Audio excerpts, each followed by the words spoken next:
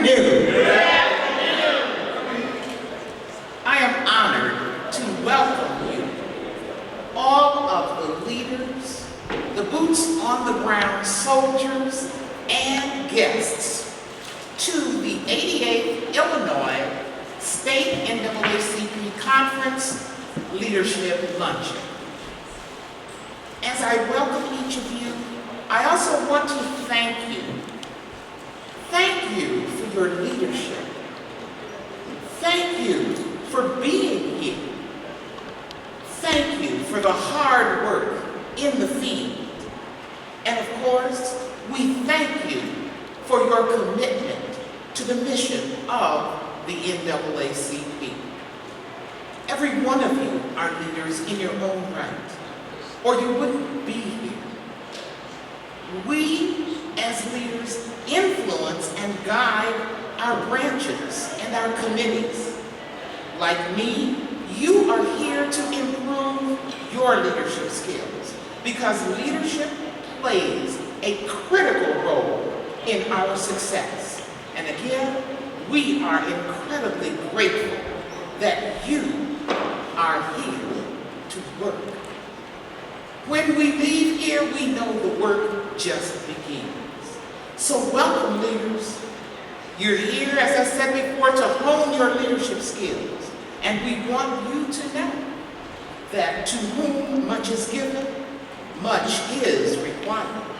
In Luke 12:48, in the New King James Version, it says, "For everyone to whom much is given, from him much will be required. And to whom much has been committed, of him they will ask more."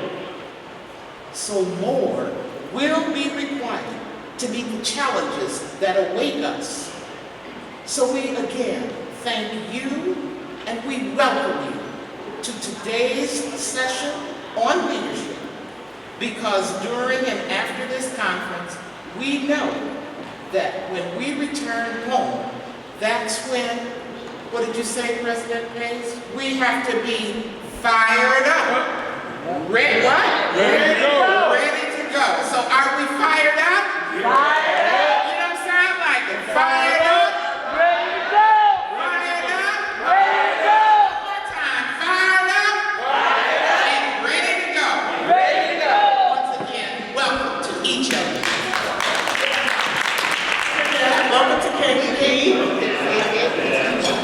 I am Arlene Mitchell-Pace.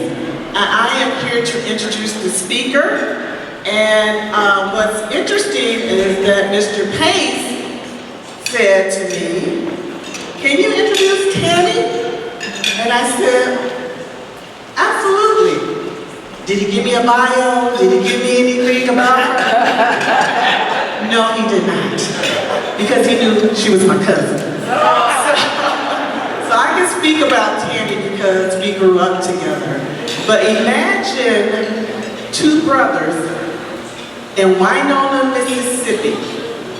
My grandfather, her grandfather, who were dealing with some issues down in Winona, Mississippi. I recall my mother telling me how my grandfather, who chopped wood, was trying to sell his products downtown Winona. And of course, if you ever, during the 1900th century, during that time, because my grandfather was born in 1900, where he was trying to, of course, provide for his family. And you know, they did not want to pay him what he was worth, his product. And so my grandfather reached out to Tammi's grandfather. My grandfather was Albert Irvin. We call her grandfather KT, Uncle KT. He had to go down to downtown Mississippi, Winona, rather. And Uncle KT said, "Brother, if you need me, I'll go down with you and fight for you." We've been fighting for a long time, if you know how things were about down in the South. And so my grandfather, as an incident that occurred during that time, he left Mississippi late at night because he was threatened, and migrated like everybody, to East Chicago, Indiana. Uncle KT joined us in East Chicago, Indiana. And if you know anything about our family, we come from a fully faithful family. Because my grandfather came here, left my grandmother and obviously my relatives, to migrate here to get away from threat. And my Uncle KT was there to support him. When we came to East Chicago, we would always believe in advocacy. Religion, faith, that was our base. But we also believe in advocacy. And Tammy's grandfather was a part of the fair share in East Chicago, Indiana, when they would not hire people that looked like us in the local community store. So her grandfather and some members of the Minister Alliance and community leaders got together to boycott the one store in East Chicago, Indiana. So our family has been doing advocacy as long as I can remember. So we grew up in that type of environment where we believe not only in our faith, not only in our family, but in advocacy. So Tammi is not new to this. She is past president of Gary Branch NAACP and a life member of the NAACP. She has served over 25 years with her experience in community impact and social justice. Currently, Tammi is the Director of Business, Diversity, and Workforce Development at the Obama Foundation. She's recently been ordained, like I said, faith-based family, as a minister and as a member of the Christ Baptist Church there in Gary, Indiana. Her theme was, "You Got This," where she preached from 1 Samuel chapter 30, verses 1 through 6. She is, again, the granddaughter of the late Reverend KT Robinson and Effie Robinson. And if you know, her mother is not here, who was the WIN chair for the Indiana State NAACP. So we've been doing this for a long time. She's a member of Sigma Gamma Rho, Alpha Sigma Sigma Alumni Chapter. I tried to convince her to go Delta Sigma Theta, but hey, that's okay. That was her decision. But again, she has continued to fight. In her role, she wants to make sure all of us have a part in any professional development or business contracts within the city of Chicago. So this is not new to her. She's been fighting for people that look like you and me that's sitting here to get a piece of that opportunity to build your business for contracts within the city of Northwest Indiana.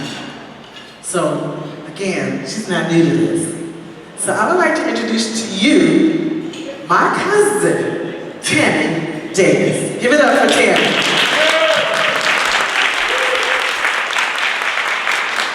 Good afternoon. I'm going to put this water there and I'm going to say, President Pace, please try not to, spill my water over while you're doing what you do. Once again, good afternoon, everyone. It is a pleasure and an honor to be before you this afternoon. I want to thank President Pace for this invitation, and to the officers of the Illinois NAACP State Conference, fellow members, I am now a subscribing Gold Life member. Any other people elevated their membership and got it on layaway? I'm working my way up to that diamond status. To my cousin, Arlene Pace, the wife of President Pace, the crimson and cream behind his purple and gold. To my sister cousin, I love you, and thank you so much for continuing our legacy of our family in so many, many ways. And to our guests and friends, good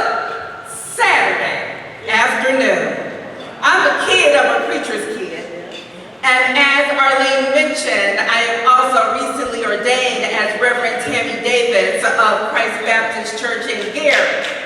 So, I'm going to try not to preach, but if the Holy Spirit moves me, I'm just going to have to go with the flow. And I'm going to ask y'all to go with the flow with me, because one thing we know in the NAACP, that if it hasn't been for the God of hope taking us from where we have come, we would not be here today. When we say God of our weary years, God of our silent tears, God who has brought us thus far on our way, we can't help but have God in the place whenever there's an NAACP convening and or convention. So we are glad to be in the house where the Lord is present here today. Lord have mercy, I'm already getting started. But speaking of responsibility, let me give you my disclaimer. The views, statements, and opinions presented or expressed by me are my own and do not necessarily reflect that of my employer, my sorority, my church, or my family. So if you got a problem with anything that I say, you're just going to have to email me. And now to the topic at hand, the fierce urgency of now. The Cambridge Dictionary defines fierce as strong and powerful. Fierce is also defined as intense, heightened, or even ghastly. And they are all descriptive of the times that we are living in and experiencing right now. Times are intense, times are heightened, and extremely disturbing.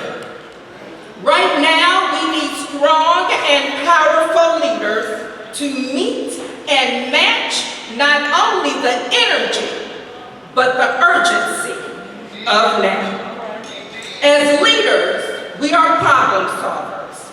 In 1970, the astronauts on Apollo 13 had experienced an oxygen tank explosion.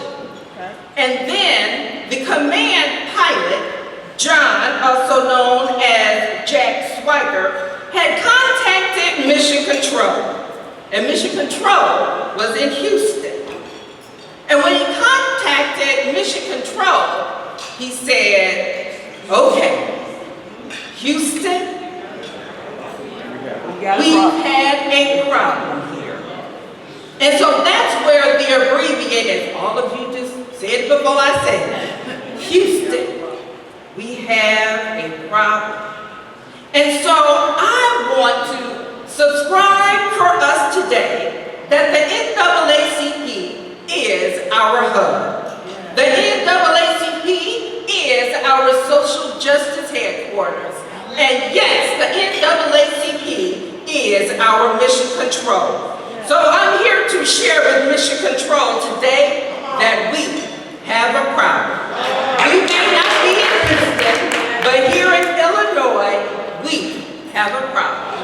It doesn't matter whether you're in Texas, California, New York, Indiana. Maureen Duncan, good to see my sister.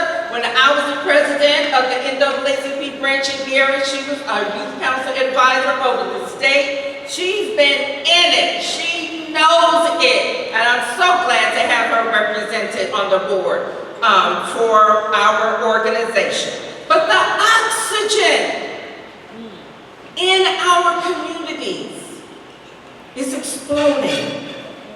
And in many respects, it has already exploded.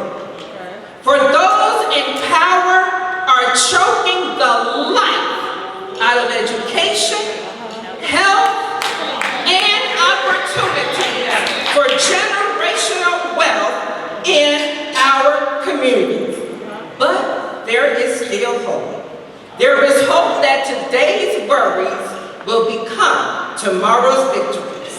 There is hope that the opportunities to be the change that we have been wanting to see, they are here.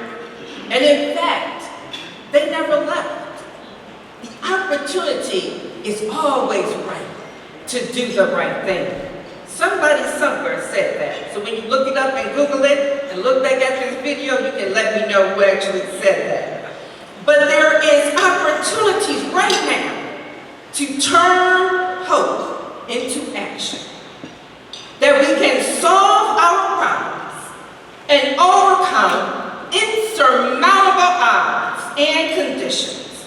And we can change the trajectory of seemingly defeat. Hope that can and will move mountains. And yes, hope that makes demons tremble. And hope that says we can do all things through Christ, who strengthens us. And to our youth council, hope that reminds them that they're not like us. So you have to show them what you're made of. Young people, show them what you're made with. Young people, show them where you come from. You may be bowed heads right now because you're sleepy, you're tired, you're wondering what we're doing here in this leadership meeting. But you're here because we want to let you know that you are our leaders. You are not only our next generation, you are our now generation. And when we talk about the fierce urgency of now, we're talking about the fierce urgency of our young people.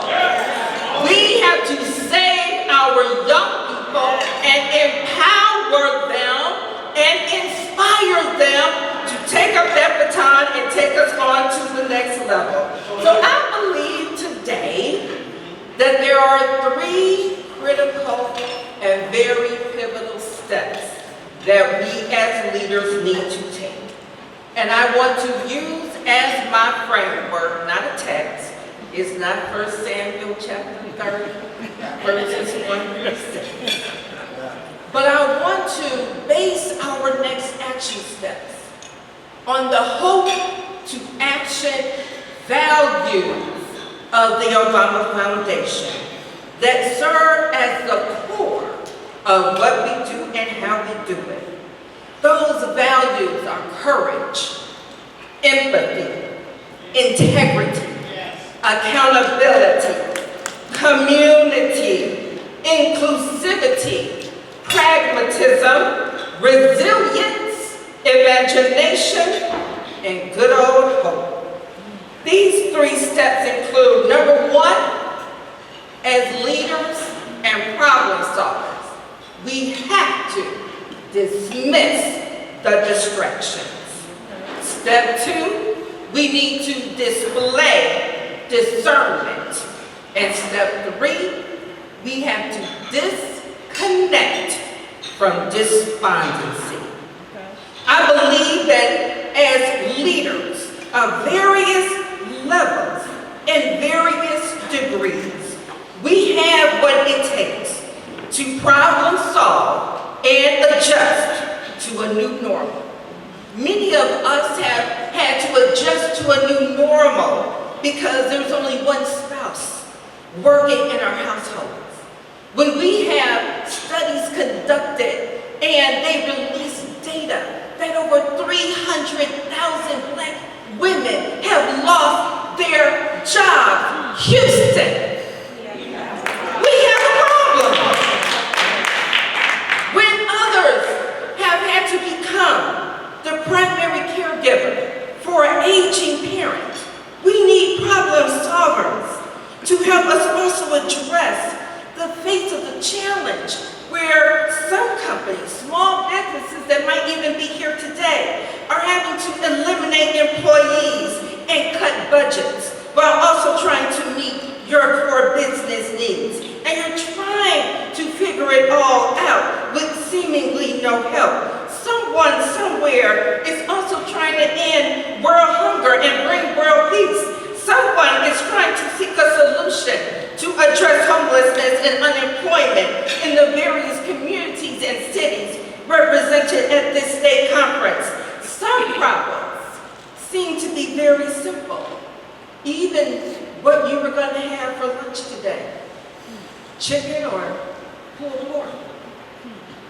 I'm going to try it a little later after I speak. But some problems are much more complex. We have people in our cities, in our neighborhoods, in this world, where children are trying to figure out what they're going to eat today and tomorrow. And if we're going to be real about it, some people in our families, even in our homes, paycheck to paycheck, you don't know if you're going to buy groceries or pay ComEd. Maybe I should say it because I think ComEd is supporting us today. Let me choose somebody else. You don't know if you're going to buy groceries or buy gas. How's that? We're living in trying times. And the Cambridge Dictionary defines a problem as a situation, person, or thing that needs attention and needs to be dealt with or solved. Nearly every definition that I looked up to define problem included the word or reference, finding a solution. So then I think it's safe to say that a problem solver, by definition, is a person that deals with another person that's a problem. For we wrestle not against flesh and blood, but against principalities, against spiritual wickedness in high places. So as problem solvers, we have to deal with a person that just may be the problem. Sometimes we have to deal with situations or things that just simply need attention. But whatever it is, we know that challenges also provide opportunities for us to be innovative, transformative, impactful, and purposeful. You could very well create or ideate a solution to any one or more of our problems today, whether it's in your company, whether it's in your community, your child's school, or even your church. You are the solution that you are looking for, and you are the solution that we need. And you are the solution to the fierce urgency of now. We need value-based leaders with value-based solutions. And as I mentioned earlier, the Hope to Action values of the Obama Foundation, I want to tie those into our 3 pivotal steps that we need to take. Dismiss the distractions. This is about staying focused and keeping the main thing the main thing. One problem, one step at a time. Identify the bigger problem, then unbundle it to discover the real problem, the root cause. Determine if you're going to solve the bigger problem or address the micro situations that led up to and contributed to the whole. As problem solvers, we are very passionate. Yes, we are. We are very passionate about our various causes and rising up to the challenge. But the challenge is that sometimes being passionate can cause us to lose patience and lose perspective. We want to hurry up and make something happen. We get frustrated by the delays, the denials, and the barriers, and the roadblocks, and sometimes allow those frustrations to override our purpose. So we need to take our time, because some solutions need to simmer. Slow and steady wins the race. Strategy wins the marathon. So this is the time to bring others in, other thought leaders and thought partners that bring a variety of perspectives and backgrounds. They bring resources to help narrow the focus and help determine the best or intended outcome. And the values that I believe would be most helpful to dismiss the distractions are hope, community, imagination, and inclusivity. As leaders and problem solvers, we must think outside the box. Embrace new technologies, conceptualize new ways of accomplishing the mission without sacrificing our original purpose or our original intended outcome. NAACP, we know we were founded back in 1909. It's time that we do things a little differently and accept and embrace other people's recommendations. You may not want to do a Freedom Fund banquet. You may want to have some other types of fundraisers that are appropriate to your audience. It's time, and I'm not taking away from this evening, President Pace. Let me just say that right now. Thank you all for coming to this evening's banquet. We appreciate your sponsorship. We appreciate your support. And when we do the call for membership, make sure you get your membership in the NAACP. However, we're in 2025, and sometimes we need to do things differently. As leaders and problem solvers, we must bring others to the table and into the room, but let's be selective while being inclusive.